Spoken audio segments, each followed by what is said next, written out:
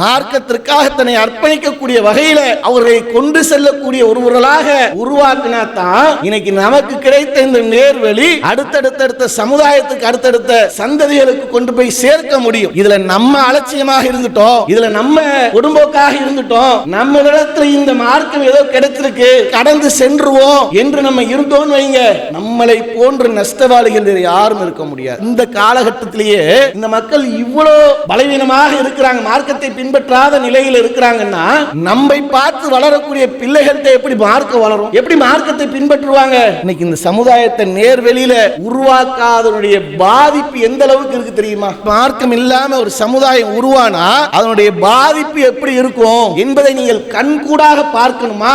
முதியோர் இல்லத்துக்கு வாங்க, இந்த இல்லத்தை நீங்கள் வந்து ஒரு நாள் சந்திச்சு பாருங்க. எல்லாம் அல்ல அல்லாஹ்வின் நல்லடியார்களே, சகோதர சகோதரிகளே, தமிழ்நாடு தௌஹீத் ஜமாத் திருவாரூர் தெற்கு மாவட்டத்தின் செயல் வீரர்கள் வீராங்கனைகள் கூட்டத்திலே இங்கு நாம் எல்லாம் பங்கு பெற்று இருக்கின்றோம். நாம் ஏற்றிருக்கக்கூடிய இந்த இஸ்லாமிய மார்க்கத்தை, இந்த ஓரிரை கொள்கையை மக்கள் மத்தியில் கொண்டு சேர்க்கக்கூடிய ஒரு பொறுப்பாக நம் மீது சுமத்தப்பட்டிருக்கின்றது. இந்த நேர்வழி என்பது அல்லாஹ் நமக்கு தேர்வு செய்திருக்கின்றான் என்றால் இந்த நேர்வழியை நாம் இன்னும் பல மக்களுக்கு கொண்டு போய் சேர்ப்பதற்குரிய ஒரு தேவை இந்த காலகட்டத்தில் அவசியம் ஏற்பட்டிருக்கக்கூடிய சூழல் இருக்கின்றது. ஆனால்தான் நம்முடைய ஜமாத்தின் சார்பாக ஒவ்வொரு காலகட்டத்திலையும் ஒவ்வொரு செயல் திட்டத்தை வடிவமைத்து அதன் அடிப்படையில் அந்த செயல் திட்டத்தை உயிர்ப்பிக்கக்கூடிய வகையில் செயல்பட்டு கொண்டிருக்கின்றோம்.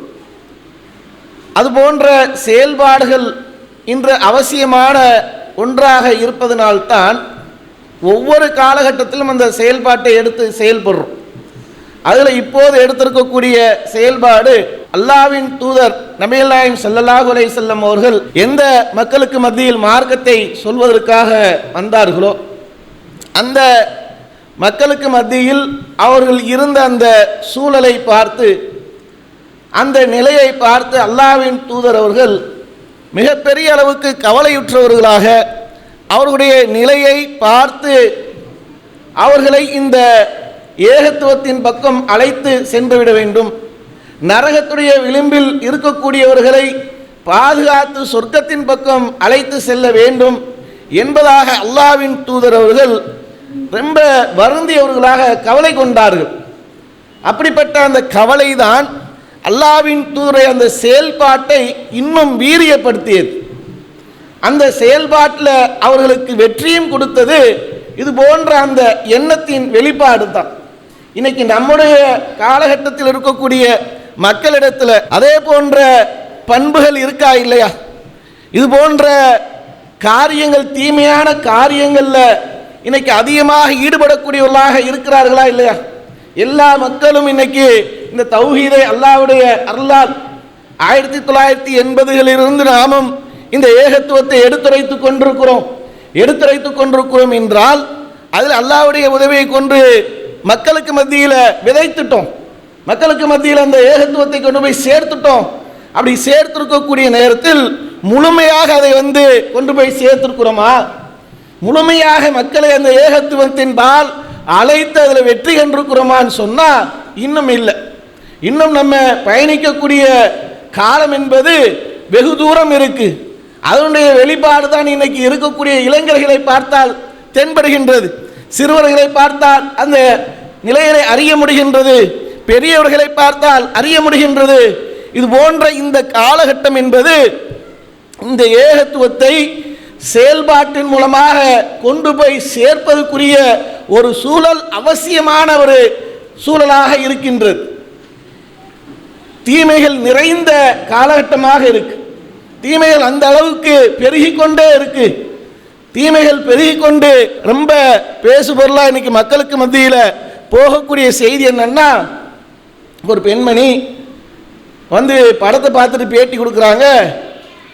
தொழுகையெல்லாம் எங்களுக்கு முக்கியம் இல்லை, நாங்கள் படத்தை பார்த்துட்டோம், ரொம்ப சந்தோஷப்படுறோம், சந்தோஷமா இருக்கு, நல்ல படம், சிறந்த படம் பகிரங்கப்படுத்துறாங்க. அதையே ஒரு பெருமையாக பேசும் அளவுக்கு தொழுகையெல்லாம் முக்கியம் இல்லை, இப்போ சினிமா பார்ப்பதுதான் எங்களுக்கு அவசியம், அது ரொம்ப சந்தோஷத்தை கொடுக்குதுன்ட்டு பகிரங்கமாக சொல்றாங்கன்னு சொன்னா இன்னைக்கு தீமைகள் எந்த அளவுக்கு மலிந்து கிடக்கு என்பதை இதன் மூலம் அறிய முடியுது. இந்த மக்களை மீட்டெடுக்கக்கூடிய, இந்த மக்களுக்குண்டான நன்மையை போதித்து அதிலிருந்து தீமையின் பக்கம் அவர்களை விலக்கி நன்மையின் பக்கம் அழைக்கக்கூடிய பொறுப்பு என்பது நம்மை சார்ந்த ஒன்றாக இருக்கு. ஏன் சொன்னா நாம் தான் அந்த சத்திய மார்க்கத்தில் இருக்கிறோம். இந்த சத்தியத்தை எடுத்துரைக்கக்கூடிய பொறுப்பும் நம் மீது சாட்டப்பட்டதனால் அதை நாம் தான் சிறந்த முறையில் செய்ய முடியும். இன்னைக்கு ஏனைய மக்கள் பிரச்சாரத்தை செய்வார்களா என்றால், இன்னைக்கு எத்தனையோ அமைப்புகள் இருக்கு, எத்தனையோ கட்சிகள் இருக்கு, எத்தனையோ ஜமாத்துகள் இருக்கு. அப்படி இருக்கும்போது இது போன்ற சிந்தனையோடு செயல்படக்கூடியவர்கள் எத்தனை பேர் இருக்காங்கன்னு சிந்தித்து பாருங்க. இன்றைய காலகட்டத்தில் இன்னைக்கு இதே எத்தனையோ அமைப்புகள் இருக்கு. அவருடைய பேச்சுக்கள் எல்லாம் எதை நோக்கி இருக்கும், எது குறித்து அவருடைய ஆலோசனையும் அது எது குறித்து அவருடைய செயல்பாடு இந்த நேரத்தில் இருக்கும் அப்படின்னு யோசிச்சு பாருங்க. எப்படி இருக்குன்னு சொன்னா, எந்த பகுதியில் பிரச்சாரத்துக்கு போகிறது, எந்த பகுதியில் போய் மக்களுக்கு ஓட்டு கேட்பது, அப்படி ஓட்டு கேட்கும் போது எந்த பகுதி மக்களாக இருக்கிறாங்க, அங்க போனா இந்துக்கள் இருக்கிறாங்களா தொப்பியை கழட்டுவோமா, அங்க போனா முஸ்லீம் இருக்கா தொப்பியை மாட்டுவோமா, எந்த வேஷத்துல போகிறது, எந்த பகுதியாக இருந்தால் அந்த வேஷத்தை மாற்றி அமைத்துக் கொண்டு போகிறதுன்னு ஒவ்வொரு பகுதிக்கும் வேஷம் போட்டுக்கொண்டு ஓட்டு சேகரித்து கொண்டிருக்கிறாங்க. ஆனா அதே நேரத்தில் நம்முடைய செயல்பாடு, நம்முடைய திட்டமிடுதல், நம்முடைய செயல் வீரர்கள் வீராங்களுடைய அந்த ஆலோசனை கூட்டம் எதுவாக இருக்குன்னு சொன்னா, வழியேற்றின் பக்கம் இருக்கக்கூடிய என்னுடைய சகோதரனை நான் எப்படி மீட்டு கொண்டு வருவது, நன்மை செய்யாமல் விரண்டு ஓடிக்கொண்டிருக்கக்கூடிய நன்மையின் பக்கம் அவனை எப்படி கொண்டு வந்து சேர்ப்பது, அப்ப அது குறித்து நம்ம ஆலோசனை பண்ணி பேசிக்கிட்டு இருக்கிறோம். அப்படி பேசிக்கிட்டு இருக்கோம்னு சொன்னா, இந்த செயல்பாடை செய்வதற்குரிய இன்றைய காலகட்டத்தில் இந்த இடத்துல நாம் தான் இருக்கிறோம். அல்லாஹ்வுடைய உதவியால்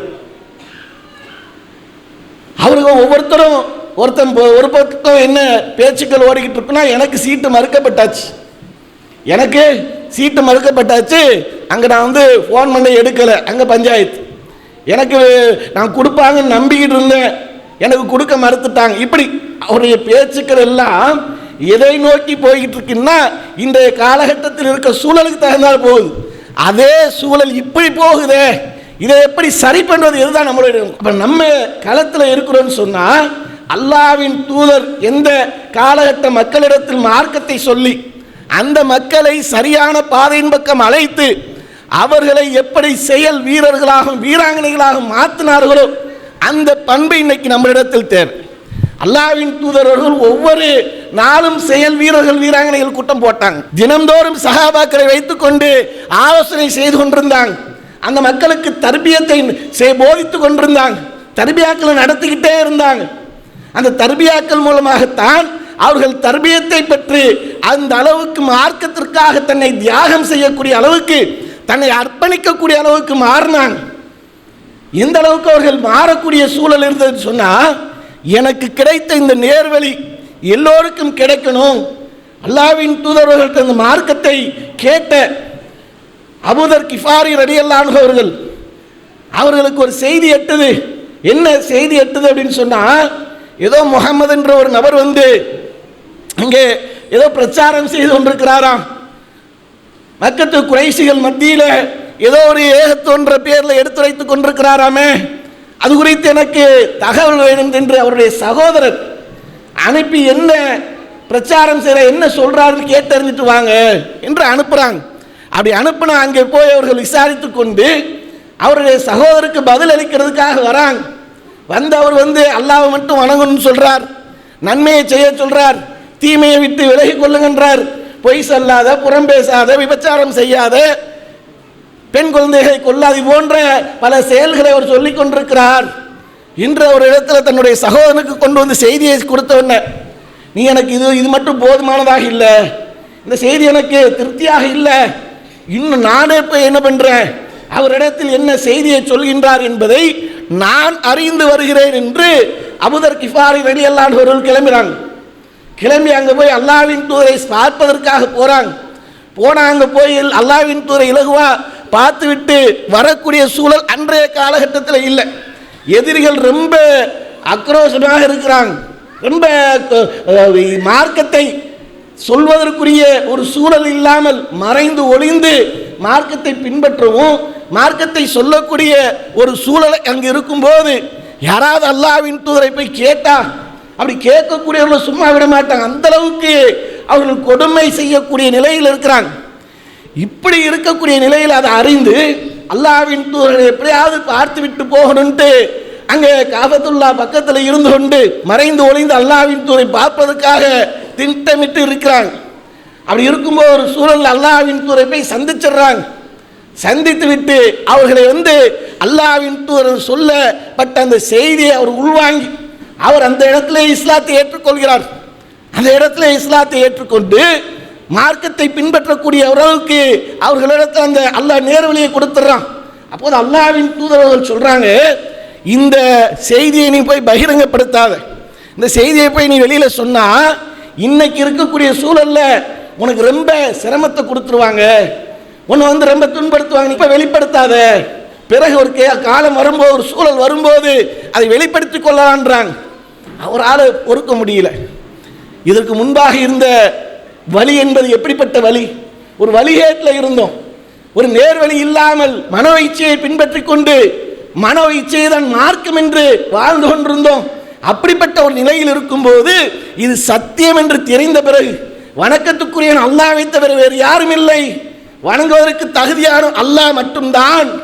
இந்த அல்லாஹ்வை நாம் ஏற்றுக்கொண்ட பிறகு இந்த முஹம்மதுடைய போதனையை நான் செவிமடித்த பிறகு நான் எப்படி இந்த இடத்தில் அவர்கள் மறைக்கிறார்கள், ஒழிக்கிறார்கள், அடிக்கிறார்கள் என்பதற்காக அப்படி மறைக்க முடியாது. போய் அவர்களிடத்தில் பகிரங்கப்படுத்திடணும், ஏகத்துவத்தை எடுத்து சொல்லிடணும். போய் நின்று அங்க மக்களுக்கு அழைப்பு கொடுக்கிறார். குறைசி கூட்டங்களே, அழைத்து விட்டு வணக்கத்துக்குரிய அல்லாஹ்வை தவிர வேறு யாரும் இல்லை, வணங்குவதற்கு தகுதியான அல்லாஹ் மட்டும்தான். இந்த முஹம்மது அவருடைய அல்லாஹ்வுடைய அடியாராகவும் அடிமையாகவும் இருக்கின்றார், தூதராக இருக்கிறார், சாட்சி பகர்றேன் என்று சொன்னா ஏற்கனவே கொந்தளிப்பில் இருக்கிறாங்க. அவன் வணங்கக்கூடிய கடவுளை பற்றி ஏசுகிறார், குறை சொல்றார், கடவுள் இல்லை என்று சொல்றார், அல்லாஹ் மட்டும்தான் வணங்குகின்றார். என்னிடத்தில் வாழ்ந்து கொண்டிருந்த சாதாரண ஒரு சாமானியன் இறைவனுடைய தூதர் என்று வாதித்துக் கொண்டிருக்கிறார். அவனை இவர் தூதராக ஏற்றுக்கொண்டா சும்மா விடுவாங்களா? அவருடைய பார்வையில் சாமானிய மனிதராக சுற்றித் திரிந்த இந்த நபர் தன்னை இறை தூதர் என்று சொல்றாரு, நம்ம வணங்கக்கூடிய தெய்வத்தை குறை சொல்றாரு. இப்படின்னு ஏற்கனவே அவர்கள் கொந்தளிப்பில் இருக்கும்போது இதை அழைப்பு கொடுத்த மாத்திரத்தில் அவர்களை போட்டு ரொம்ப அடித்து தொல்லை பண்றாங்க, பிரிச்சு எடுக்கிறாங்க. அப்போது அந்த இடத்துல அப்பாஸ் ரலியல்லாஹு அவர்கள் உள்ள புகுந்து என்ன பண்றாங்கன்னு சொன்னா தடுக்கிறாங்க.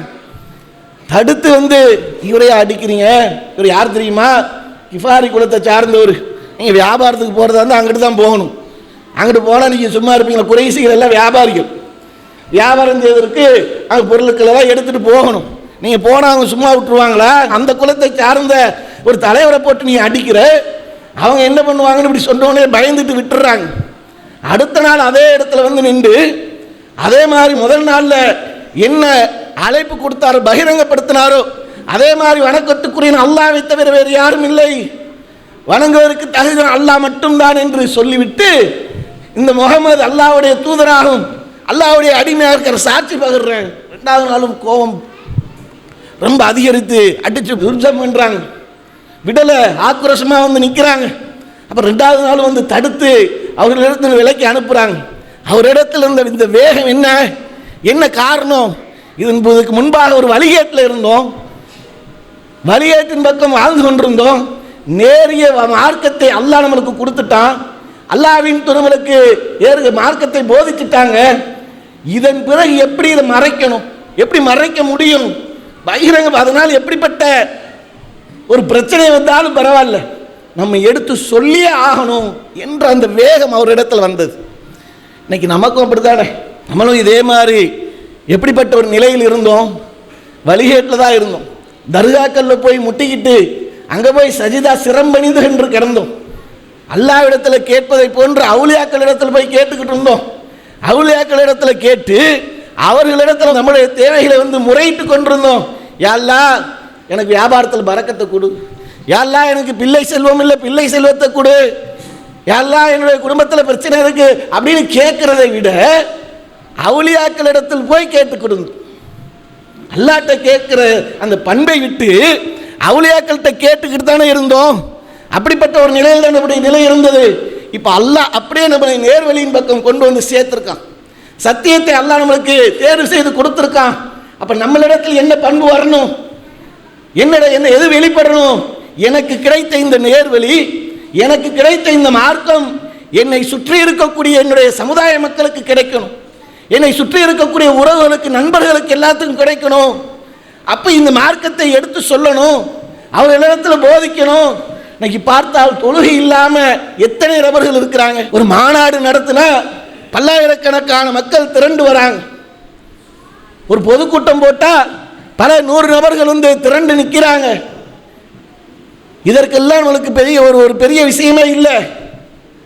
ஆனாலும் ஒரு செயல் திட்டம் எடுத்தா, ஒரு மாநாட்டை அறிவிச்சா பல மாதங்கள் நம்ம எடுத்திருப்போம். ஒரு மாநாட்டை அறிவிச்சோன்னு சொன்னா பல மாதங்கள் அதற்கு முன்பாக அறிவிச்சிருப்பையே.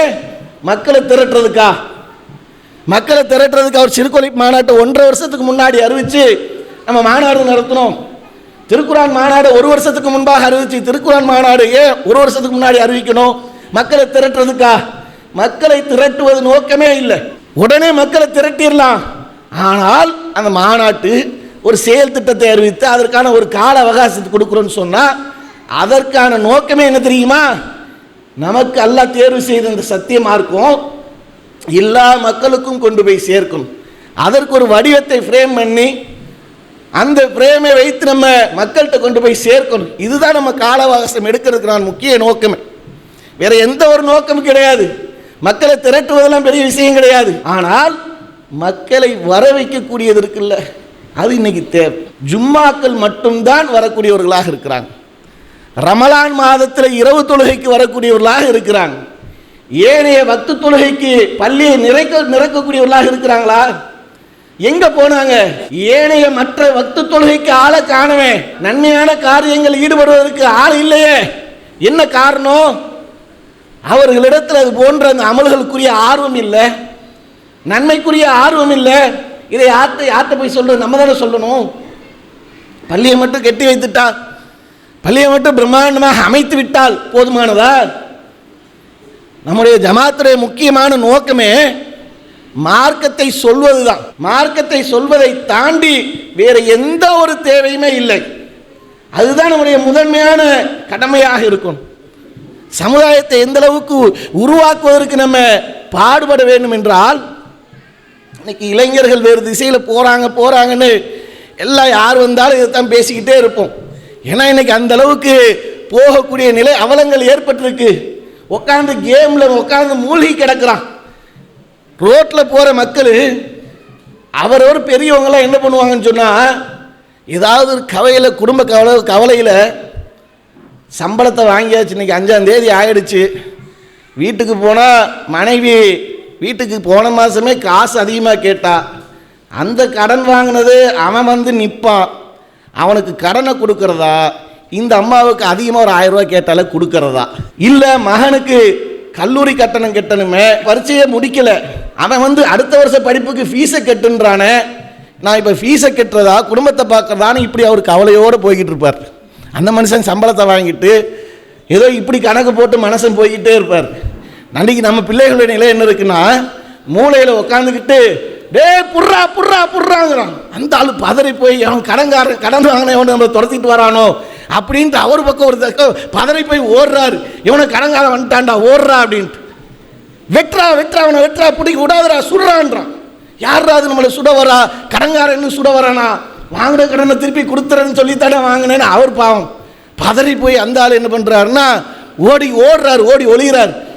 மூளைக்கு இந்த மாதிரி கேம் வச்சு விளையாடிக்கிட்டு இருக்கலாம். இப்படி இன்னைக்கு இளைஞர்கள் இருக்கிறாங்கன்னா இவர்களை நேர்வழியின் பக்கம் அழைக்கக்கூடிய பொறுப்பு யார்ட்ட இருக்கு? நேர்வழியில் கொண்டு வரக்கூடிய கடமை யார்ட்ட இருக்கு?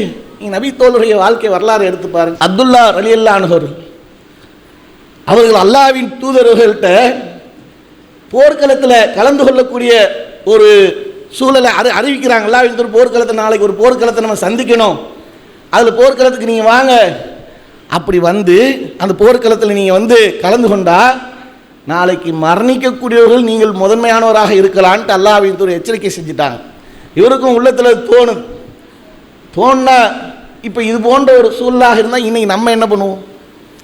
இப்படி நம்ம இது மாதிரி ஒரு நிலை ஏற்பட்டுச்சுன்னா நம்ம என்ன செய்வோம்னா, ஒன்று எப்போ எஸ்கேப் ஆகும், இதிலிருந்து தப்பிக்கிறது இப்போ இப்படி தான் நம்ம திட்டமிடுவோம். அதான் நம்ம மனிதர்களுடைய நம்மளுடைய நிலை அப்படித்தான் இருக்கும். ஆனால் அவர்கள் சொன்ன மாத்திரத்தில் தன்னுடைய பிள்ளையை அழைக்கிறாங்க. தன்னுடைய பிள்ளையை அழைச்சி அல்லாஹ்வின் தூதர் நாளைக்கு ஒரு போரில் கலந்துக்கணும்னு சொல்லியிருக்கிறாங்க.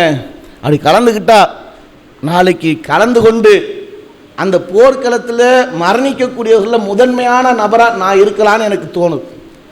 அப்படி மரணித்து விட்டால் உங்களுடைய இந்த சகோதரிகள் 9 பேர் இருக்கிறாங்க, அவங்கள நீங்கள் தான் பார்த்துக்கணும், நீங்கள் அவங்கள வந்து நல்ல முறையில் பார்த்துக்கோங்க என்று அந்த பொறுப்பை அவங்கள்ட்ட ஒப்படைக்கிறாங்க. எனக்கு கொஞ்சம் கடன் இருக்குது, அந்த கடனை நீங்கள் அடைச்சிருங்க. தன்னுடைய பிள்ளையை கூப்பிட்டு அவங்களுக்கு உபதேசம் பண்ணுறாங்க. 9 சகோதரிய பொறுப்பு நீங்கள் தான் ஏற்றுக்கணுன்றாங்க, அந்த கடன் நீங்கள் ஏற்றுக்கணுன்றாங்க. அந்த போர்க்களத்திலேருந்து தப்பிக்கிறது எப்படின்னு யோசிக்கலை. போர்க்களத்துக்கு போகணும், அதற்கு முன்பாக நம்மளிடத்தில் இருக்கக்கூடிய அந்த பொறுப்பை தன்னுடைய பிள்ளைகிட்ட கொடுத்துட்டு அவர்களுக்கு உபதேசத்தை பண்ணிட்டு போயிடணுன்ட்டு வந்து கூப்பிட்டு அழைக்கிறாங்க. அந்த போர்க்களத்தில் தன்னுடைய தந்தை எந்த அளவுக்கு கொடூரமாக கொலை செய்யப்பட்டிருந்தார்கள் என்றால் அவருடைய உடலெல்லாம் சிதைக்கப்பட்டிருந்தது. போய் பார்த்து கதறி கதறி அழுகிறாங்க. ஆரம்பத்தில் சஹாபா தடுக்கிறாங்க, அல்லாஹ்வின் தூதர் அனுமதின்றாங்க. அனுமதிச்சிட்ட பிறகு பார்த்துட்டு ரொம்ப துடிக்கிறாங்க. இவ்வளோ பெரிய சம்பவத்தை பார்த்துட்டு தந்தை இந்த அளவுக்கு மார்க்கத்துக்காக தன்னுடைய உயிரை தியாகம் பண்ணியிருக்கிறாங்க, அவருடைய உடலை பார்த்து கதறாங்க. எப்படி இருக்கு யோசித்து பாருங்க. அதில் ஒரு குடும்ப பொறுப்பை ஒப்படைச்சிட்டு போயிருக்காங்க, கடனை விட்டு போயிருக்கிறாங்க. நம்மளாக இருந்தால் இந்த பொறுப்பையும் இந்த கடனையும் வைத்தே காலத்தை ஓட்டி கொண்டு எந்த பக்கமும் வராமல் அதிலேயே ஓடிட்டே இருப்போம். தங்கச்சி இருக்கு, கடன் இருக்குன்னு இப்படியே என்ன பண்ணுவோம்? இந்த காரணத்தை வைத்து எந்த அமல்களையும், எந்த தாவா பணி, எந்த சிறப்பு பணிகளையும் கலந்து கொள்ளாமல் விலகி கொண்டு போவோம். அவர்களும் போர்க்களத்துக்கு போயிருக்காங்கன்னா எந்த அளவுக்கு உருவாக்கி இருக்கிறாங்க பாருங்க. தன்னுடைய பிள்ளையை மார்க்கத்திற்காக அர்ப்பணிக்கக்கூடிய வகையில் எப்படி உருவாக்கி இருந்திருக்கார்கள். அப்படி உருவாக்குவதனுடைய விளைவு தானே அவர்களும் போர்க்களத்தில் போய் சென்று திரும்பி வராங்க. அப்போ இது போன்ற ஒரு சமுதாயத்தை நாம் இன்னைக்கு உருவாக்கணும். மார்க்கத்திற்காக தன்னை அர்ப்பணிக்கக்கூடிய வகையில் அவர்களை கொண்டு செல்லக்கூடிய ஒருவர்களாக உருவாக்கினாத்தான் இன்னைக்கு நமக்கு கிடைத்த இந்த நேர்வழி அடுத்தடுத்த சமுதாயத்துக்கு, அடுத்தடுத்த சந்ததிகளுக்கு கொண்டு போய் சேர்க்க முடியும். இதில் நம்ம அலட்சியமாக இருந்துட்டோம், இதில் நம்ம பொடும்போக்காக இருந்துட்டோம். நம்மளிடத்தில் இந்த மார்க்கம் ஏதோ கிடைச்சிருக்கு, அந்த மார்க்கத்தின் நம்மளுக்கு கிடைச்சதுன்னா நம்மளால் முடிஞ்ச அளவுக்கு நம்ம இதை சொல்லிட்டு கடந்து சென்றுவோம் என்று நம்ம இருந்தோன்னு வைங்க, நம்மளை போன்ற நஷ்டவாளிகள் வேறு யாரும் இருக்க முடியாது. இந்த காலகட்டத்திலேயே இந்த மக்கள் இவ்வளோ பலவீனமாக இருக்கிறாங்க, மார்க்கத்தை பின்பற்றாத நிலையில் இருக்கிறாங்கன்னா நம்மை பார்த்து வளரக்கூடிய பிள்ளைகள்கிட்ட எப்படி மார்க்கம் வளரும்? எப்படி மார்க்கத்தை பின்பற்றுவாங்க? எவ்வாறு உருவாகுவாங்க? இன்னைக்கு இந்த சமுதாயத்தை நேர்வெளியில் உருவாக்காதனுடைய பாதிப்பு எந்த அளவுக்கு இருக்கு தெரியுமா? அதனுடைய பாதிப்பு தெரிய வேண்டும் என்றால் நம்மள்கிட்ட மார்க்கம் இல்லாமல் ஒரு சமுதாயம் உருவானா அதனுடைய பாதிப்பு எப்படி இருக்கும் என்பதை நீங்கள் கண்கூடாக பார்க்கணுமா? முதியோர் இல்லத்துக்கு வாங்க. தலைமை சார்பாக ஒரு இல்லத்தை நடத்துகிறோம்ல, இந்த இல்லத்தை நீங்கள் வந்து ஒரு நாள் சந்திச்சு பாருங்க. அங்கே இருக்கக்கூடிய மக்கள் தன்னுடைய பிள்ளைகளால் கைவிடப்பட்டவர்கள் இருக்கிறாங்க,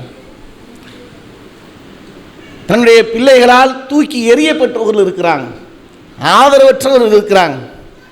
அவர்களை சில நேரங்களில் நம்ம வந்து முதியோர் இல்லத்தில் போய் நிர்வாக ரீதியாக சந்திப்பதற்காக போவோம். அப்படி சந்திக்கிறதுக்காக நம்ம போனோம் அப்படின்னு சொன்னால் அவர்களிடத்தில் விசாரிப்போம், என்னம்மா நல்லா பார்த்துக்கிறாங்களா, எதுவும் குறை இருக்கா, எதுவும் குறையை சரி பண்ணுவதற்கு ஏதாவது தேவைகள் இருக்கா, பொறுப்பாளர்கள் உங்களுக்கு சரியாக உபசரிக்கிறாங்களா, ஏதாவது குறை இருந்தால் சொல்லுங்கள் என்று அவர்களை அவ்வப்போது போய் சந்திக்கிறதுக்காக போவோம். அங்கே போனால் அங்கே சொல்லக்கூடிய வார்த்தைகள் என்னவாக இருக்குன்னு சொன்னால், அவங்க சொல்லுவாங்க, வாய் அல்ஹம்துலில்லாஹ் நல்லா இருக்கும்பா, எங்களுக்கு என்ன குறை, எங்கள் பிள்ளைகள் எங்களுக்காக கொடுத்துக்கிட்டு இருக்கிறாங்க. நம்ம ஒரு ரமலான் மாதம் வந்துருச்சுன்னா வசூலுக்காக வந்திருக்காங்கன்னு கேட்டாங்கன்னு ஒரு 100 கொடுத்துருப்போம், 200 கொடுத்துருப்போம், 1000 கொடுத்துருப்போம், ஏதோ ஒரு உதவி செஞ்சுருப்போம். நம்ம யாருக்கு செஞ்சோம் நம்மளுக்கு தெரியாது, அங்கே யார் நம்மளுக்கு கொடுக்குறான்னு அவங்களுக்கு தெரியாது. ஆனால் அவங்க நம்மளுக்காக அங்கே உட்காந்து கொண்டு, என் பிள்ளைகள்லாம் எங்களுக்கு கொடுத்துக்கிட்டு இருக்கேன், அந்த பிள்ளைகள்லாம் நல்லா இருக்கட்டும், அல்ஹம்துலில்லாஹ் அல்லாஹ் அவங்களுக்கு பரக்கத்து செய்யட்டும், அவங்க குடும்பத்துக்கு அல்லாஹ் அருள் புரியட்டும் என்று அவர்கள் அங்கே உட்காந்து துவா செஞ்சுட்டு அவங்க சொல்லுவாங்க, எங்களுக்கு எந்த குறையும் இல்லை வாப்பா, எந்த எங்களுக்கு குறை, நல்லா இருக்குது, நேரத்துக்கு சாப்பாடு வந்துடுது, கரெக்டாக டீ வந்துடுது, கரெக்டாக பிஸ்கெட் வந்துடுது, நான் பிஸ்கெட் சாப்பிடுவேன்னா ரஸ்க்கு சாப்பிடுவேன்னு பார்த்து இந்த அம்மா ரஸ்க்கு தான் சாப்பிடும், அவங்களுக்கு ரஸ்க்கு கொடுப்பாங்க, எனக்கு பிஸ்கெட் கொடுப்பாங்க, நான் பிஸ்கெட் தான் சாப்பிடுவேன், அதெல்லாம் பார்த்து பார்த்து கரெக்டாக செஞ்சிடுறாங்க என்று அவங்க சொல்லிட்டு, அந்த பேச்சில் நம்ம அவங்கள்ட்ட கேட்கும்போது கூடுதலாக என்ன வார்த்தைகளில் ஒரு திருப்தி தெரியுது, வார்த்தைகளில் அல்ஹம்துலில்லாஹ் நல்லா இருக்குன்றீங்க, ஆனால் அந்த முகம் சரியில்லையே, ஏதோ ஒரு உள்ளே இருக்கிற மாதிரி இருக்க, ஏன் என்ன காரணம் அப்படின்னு சொன்னால், அப்போ அவங்க சொல்கிறாங்க, பாய் இப்ராஹிம் பாய் நீங்கள் கேட்குறீங்க, எங்களுக்கு சந்தோஷமாக இருக்குது அல்ஹம்துலில்லாஹ், அப்பப்போ கேட்குறீங்க, விசாரிக்கிறீங்க, ஆனால் நீங்கள் கேட்குறது மாதிரி என் மகன் என்னிடத்துல கேட்டிருந்தா, அம்மா நல்லா இருக்கியான்னு என்னிடத்துல கேட்டிருந்தா நான் எவ்வளோ சந்தோஷப்பட்டிருப்பேன், அம்மா சாப்பிட்டியான்னு அவன் ஒரு வார்த்தை கேட்டிருந்தா நான் எவ்வளோ சந்தோஷப்பட்டிருப்பேன், எனக்கு பேரம்பேத்தியெல்லாம் இருக்குது, அவர்கள் என் மடியில் விளையாடி இருந்தால் எவ்வளோ சந்தோஷப்பட்டிருப்பேன், அதான் எனக்கு ரொம்ப வருத்தம், நீங்களாம் கேட்குறீங்க அல்லாஹ் உங்களுக்கு அருள் புரியட்டும், அந்த மக்களுக்கு கொடுக்குறவங்களுக்கு அருள் புரியட்டும், இப்படி துவா செஞ்சுட்டு அவங்க ஒரு கவலை என்னவாக இருக்குன்னு சொன்னால், பெற்றெடுத்த பிள்ளை இருந்து நம்மளை கேட்கலையே. அதுக்கப்புறம் சொல்கிறாங்க, எந்த தாயும் தகப்பனிடத்தில் இருந்தும் வராத ஒரு வார்த்தை நம்முடைய ஒவ்வொருடைய பெற்றோர்களுடைய ஆசை என்னவாக இருக்குன்னா, பெற்றெடுத்த பிள்ளைகளிடத்தில் இருந்து அவர்களை வளர்த்து அவர்களை உருவாக்கி அவர்களை ஒரு கட்டத்தில் கொண்டு போய் சேர்த்துட்டு அவர்களிடத்தில் எதிர்பார்ப்பது, நம்ம என்ன எதிர்பார்ப்போம்னா, நம்ம வயசான பிறகு ஒரு தளர்ந்த பிறகு அவன் நம்மளை வைத்து மாடுகள் வைத்து அழகு பார்க்கணும், நம்மளுக்கு தங்க ஆபரணங்களை போட்டு அழகு பார்க்கணும், இதெல்லாம் நம்ம யோசிக்கவே மாட்டோம். அந்த பிள்ளைகிட்ட இருந்து நம்ம எதிர்பார்ப்பது, கடைசி நேரத்தில் தளர்ந்து போகும்போது எனக்கு ஒரு உறுதுணையாக இருந்து நான் மரணித்து விட்டால் அவன் என்னை தூக்கி போட்டு அடக்கம் செய்யும், என்னை தொழுக வைத்து அடக்கம் செய்யணும், என் பிள்ளை எனக்காக துவா செய்யணும், இதுதான் ஒவ்வொருடைய பெற்றோருடைய ஆசையாக இருக்கும். ஆனால் அந்த அம்மா சொல்கிறாங்க, பாய் அடுத்த முறை வந்தால் உயிரோடு இருப்பேனான்னு எனக்கு தெரியாது, அப்படி நான் மரணித்து விட்டால் என்னுடைய ஜனாசாவை என் பிள்ளைகிட்ட தயவுசெய்து கொடுத்துடாதீங்க, என் பிள்ளைகிட்ட என்னுடைய ஜனாசாவை தயவுசெய்து கொடுத்துறாங்க, எப்படி நீங்கள் பார்த்துக்கிட்டீங்களோ எங்களை பராமரிச்சிங்களோ நீங்களே துவா செஞ்சு நீங்களே என்னை அடக்கம் பண்ணிடுங்க. எவ்வளோ மனவேதனையில் சொல்லுவாங்க, யோசிச்சு பாருங்களா. குரானில் சொல்கிறான், பெற்றோரை பார்த்து சீன்னு சொல்லாதங்கிறான். அல்லாஹ்வின் தூதர்களுக்கு அந்த சமுதாயம் எவ்வளோ அநியாய அக்கிரமங்களை அநீதி இழைச்சிருக்கிறாங்க. அப்படி அநியாயங்களை அநீதிகள் இழைத்த நேரத்தில் கூட அந்த சமுதாயத்தை அல்லாஹ்வின் தூதர் சபிக்கலை, மாறாக அவர்கள் மீது இரக்கம் கொண்டார்கள். அல்லாவே சிலாகித்து சொல்லும் அளவுக்கு, முகமதே நீ சொல்லக்கூடிய செய்தி அவர்கள் கேட்கவில்லை என்பதற்காக உங்களை மாய்த்துக் கொள்வீர்களா?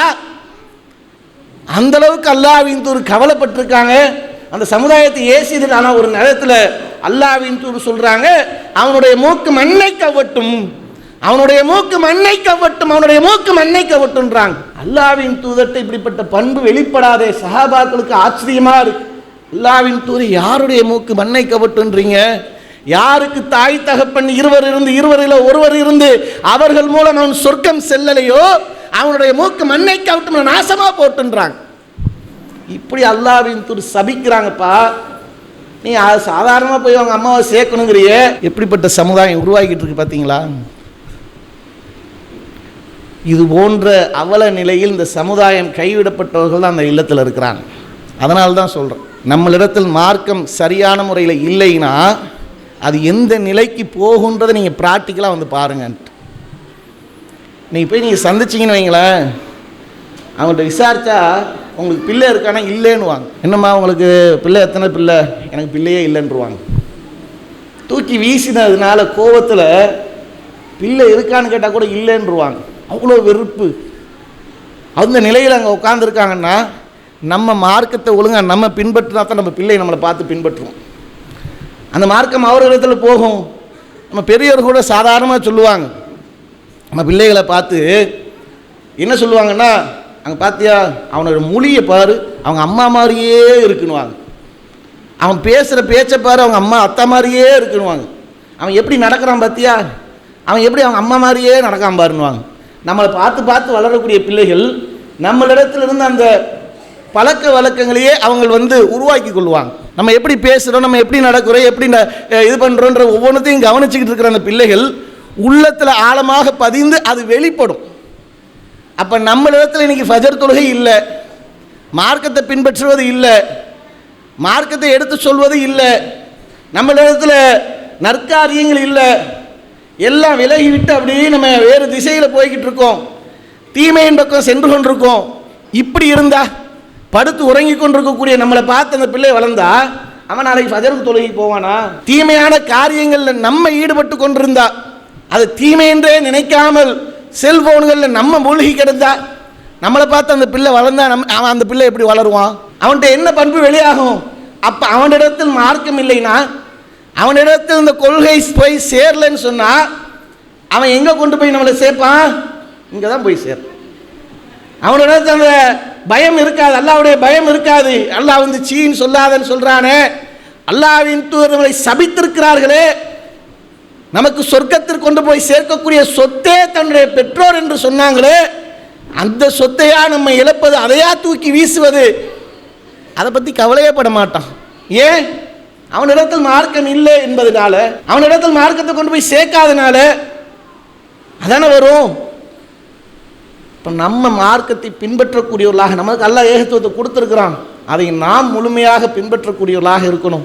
இந்த மார்க்கத்திற்காக தன்னை அர்ப்பணிக்கக்கூடியவர்களாக இருக்கணும். அல்லாஹ்வின் தூதர் அந்த பயிற்சி பற்றையில் பயின்ற அந்த நபி தோழர்கள்ட்ட வெளிப்பட்ட அந்த பண்பை நீங்கள் பார்த்தீங்கன்னு சொன்னால், சுப்ஹானல்லாஹ், அவர்கள்ட்ட எந்த அளவுக்கு அவர்கள் இந்த மார்க்கத்தில் வெறித்தனமாக இருந்திருக்காங்கன்னு தெரிவிப்பார். அல்லாஹ்வின் தூதர்கிட்ட ஒரு போருக்காக கலந்து கொள்றதுக்காக போகிறாங்க. வாகனம் இல்லை, வாகனம் இல்லாத ஒரு சூழல்ல அல்லாஹ்வின் தூதர் ஒரு ஒட்டகத்துக்கு 6 நபரை நியமித்து அனுப்புகிறாங்க. மாற்றி மாற்றி அவர்கள் பயணம் செய்வதற்காக அனுப்புகிறாங்க. போகக்கூடிய இடம் எப்படிப்பட்ட இடம் அப்படின்னு சொன்னால், ஏதோ ஒரு தார் ரோடு போட்டு சிமெண்ட் ரோடு போட்டு வச்ச இடம் கிடையாது. இலகுவாக போயிட்டு இலகுவாக வர்றதுக்கு வாகனம் தான் நம்ம வரக்கூடிய வாகனம் போல் கிடையாது. சொகுசாக காரில் ஏசி வச்ச காரில் வருவோம், வாய்ப்பு இருந்தால் இப்படிலாம் வருவோமே, எந்த பிரச்சனையும் இல்லாமல் தங்கு தடையின்றி வாகனத்தில் ஏறி, அந்த மாதிரி வாகனம் கிடையாது. ஒட்டகத்தில் பயணிக்கணும். அப்படி பயணித்தால் மற்றவர்கள் ஒரு கீழே அவர்கள் அந்த ஒட்டகத்தை ஓட்டிக்கிட்டு போகணும். இதான் நிலை. இப்படிப்பட்ட நிலையில் போர்க்களத்துக்காக செல்றாங்க. அப்படி சென்றால் அந்த சுடு மணலில், பாலைவன மணலில் நடந்து போகும்போது அவருடைய அந்த காலில் இருக்கக்கூடிய நெகமெல்லாம் பேர்ந்து கலண்டு அப்படி விழுது. அந்த விழுந்த நெகத்தை எடுத்து பழைய துணியை வச்சு அப்படியே வச்சு கட்டிக்கிட்டு திரும்ப அந்த போர்க்களத்துக்கு போகிறாங்க. அதனால தான் அந்த போர்க்களத்துக்கு பேரே தாத்தூர் ரிக்காவு என்ற ஒட்டு துணி போர் என்று பேரே வந்தது. அந்த போர்க்களத்துக்கு அவ்வளோ சிரமப்பட்டு போகிறாங்க. அப்படி போனால் அந்த களத்தில் நின்று அப்படிப்பட்ட ஒரு இக்கட்டான நிலைக்கு நெகமெல்லாம் கலந்து போனால் அதை எடுத்து அதே இடத்துல வச்சு கட்டிட்டு போகிறாங்கன்னா எவ்வளோ அந்த கொள்கையில் அந்த மார்க்கத்தை வெறித்தனமாக நேசித்திருப்பாங்கன்னு யோசிச்சு பாருங்க. அந்த வெறித்தனம் இன்னைக்கு நம்ம இடத்துல வேணும். நமக்கு இது போன்ற போர்க்களம் கிடையாது. இன்றைய காலகட்டத்தில் நமக்கு இது போன்ற ஒரு போர்க்களம் கிடையாது. மாறாக நமக்கான போர்க்களம் எல்லாம் என்ன தெரியுமா? சிறுக்கை ஒழிக்கணும், இணை வைக்கக்கூடிய மக்களை அதில் இருந்து வென்றெடுத்து நேரிய வழியில் கொண்டு வந்து சேர்க்கணும். இதுதான் நம்முடைய களம். குர்ஆனை விட்டு விலகி இருக்கக்கூடிய சமுதாயத்தை குர்ஆனை படிக்க வைத்து அந்த ஏகத்துவத்தின் பக்கம் அவர்களை கொண்டு வந்து சேர்த்து குர்ஆனோடு அவர்கள் உறவாடும் அளவுக்கு அவர்களை கொண்டு வந்து சேர்க்கும். இதான் நம்முடைய போர்க்களம். அல்லாஹ்வின் தூதருடைய அந்த போதனையை விளங்கியவர்களாக இல்லாமல் அதை விட்டு விலகியவர்களை அதன் பக்கம் அழைத்து, அல்லாஹ்வின் தூதர் தான் உன்னுடைய முழுமையான ரோல் மாடல், உன்னுடைய ஹீரோ என்றால் அல்லாஹ்வின் தூதர் மட்டும்தான், அதன் பக்கம் அழைக்கணும். இதுதான் நம்முடைய போர்க்களம். நமக்கான களமே என்னன்னு சொன்னா, இந்த தாவாக்களம் தான் போர்க்களம். அந்த தாவாக்களத்தில் வீரியமாக வெறி கொண்டு செயல்பட்டோன்னு சொன்னா நிச்சயமாக நம்மை பாதுகாக்க முடியும். நம்முடைய ஈமானை நாம் பாதுகாக்க முடியும். நம்மளிடத்தில் நம்மை சுற்றி இருக்கக்கூடிய மக்களோடு அவர்களிடத்தில் கொண்டு போய் சேர்த்து அவர்களை வென்றெடுக்க முடியும். இதுதான் இன்னைக்கு தேவை.